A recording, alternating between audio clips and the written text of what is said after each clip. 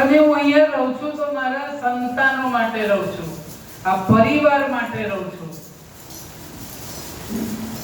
અને મારા સંતાનોને મૂકીને ક્યાંય નહીં જાઉં. ગમે તેટલું દુઃખ આપો, કટુ વાણી બોલે, ગમે તે સાસુ સસરા નણંદ બધા જ ગમે તેટલો ત્રાસ આપે, કેટલી વાર કે નીકળી જા, પણ નહીં નીકળે.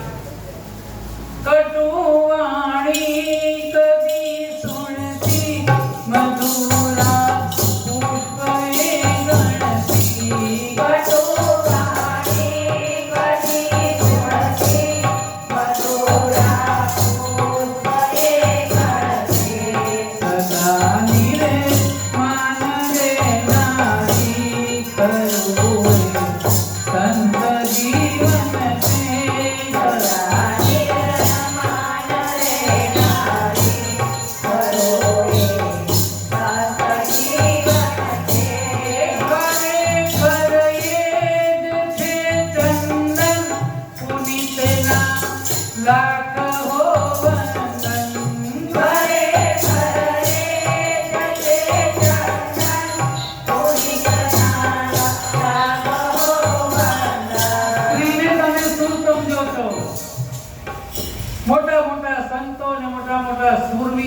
પેદા કર્યા છે, એટલી તો એનામાં શક્તિ છે. અત્યારે ઘણા સ્ત્રીઓ પર બહુ જ ખોટા જોક્સ કરે છે. તમને એ લાવનાર કોણ છે? અમે સ્ત્રીઓનું મોઢું નથી જોતા. ઘણા ધર્મમાં એવું છે કે સ્ત્રીનું મોઢું જોઈએ નહીં. સમજનારા સમજી જશે.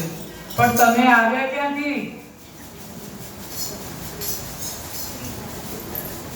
સ્ત્રીને આટલો બધો તિરસ્કાર કેમ?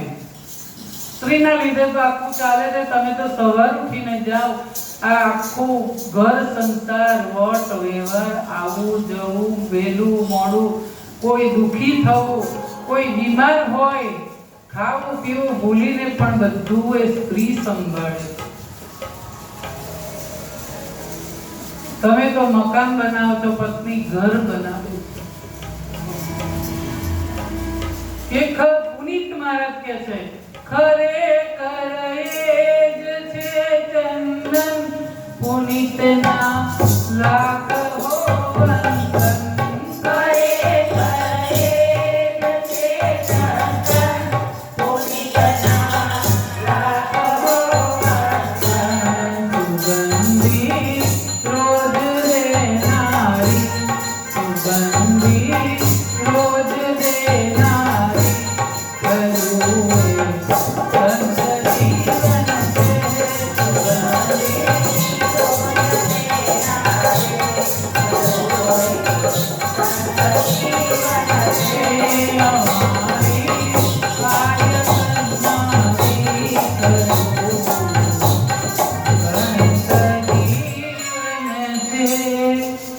સતી નારીએ ઝટપટ રસોઈ બનાવી, સંન્યાસીને જમાડ્યા.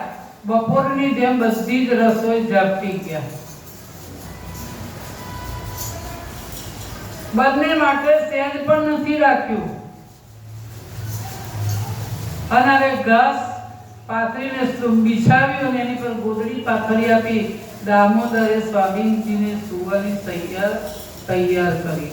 સંન્યાસી પથારી પર સૂતા, શેષ શૈયા પર સુનારા શ્રી હરિ.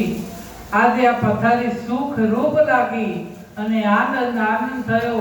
અને આરામ તો એવો થયો કે પોતાના પરમધામ વૈકુંઠમાં સુખ સાહેબી વાળા શયન ગ્રહમાં પણ કદી નહોતો મળ્યો. ઘાસની ઉપર ગોદડી પાથરી આપી છે. સ્વામીજી ચરણોના હવાલો દામોદરે સંભાળ્યો અને વીજળો લઈને પત્ની વાયુ દોડતા અને પ્રભુ તો ભક્ત યુગલને પ્રેમ ભરી દ્રષ્ટિથી નિહાળી રહ્યા હતા. આમ આંખો બંધ હતી પણ જોયા કરતા કે કેવું દંપતી છે. ભક્ત દંપતીનો સેવાનો લાવો લેતા લેતા સંત તો નિંદ્રાધીન થઈ ગયા, ખાલી દેખાવા માટે. લીલાધરે એવી લીલા કરી કે સુતા સુતા પોતે જાગતા રહ્યા. અને સ્વામીજીને સુતેલા જોઈ ભક્ત પત્ની બોલી, પ્રાણનાથ, સ્વામીજી ખૂબ વૃદ્ધ છે.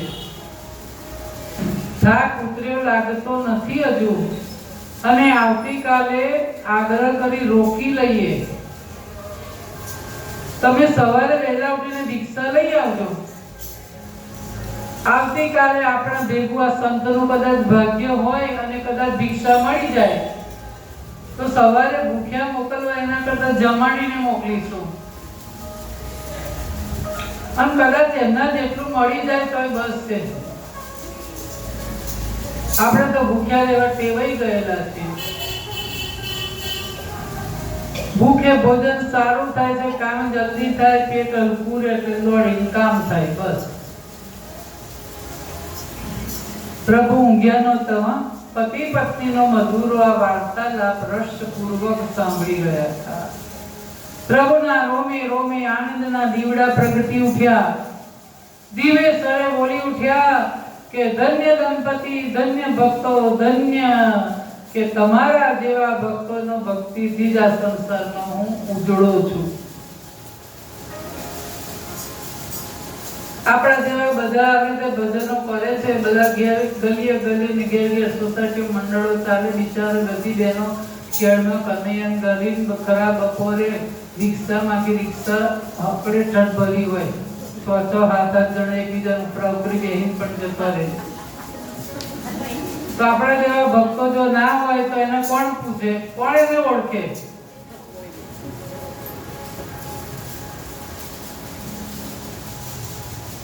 કે પ્રભુ ભક્તોની પાછળ પાગલ છે, પ્રભુ ભક્તોની પાછળ પાગલ છે, એનું બીજડું દયાનો સાગર છે, એનું બીજડું દયાનો સાગર છે.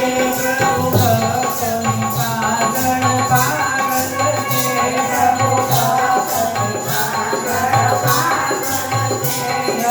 સંકલ્પ સમય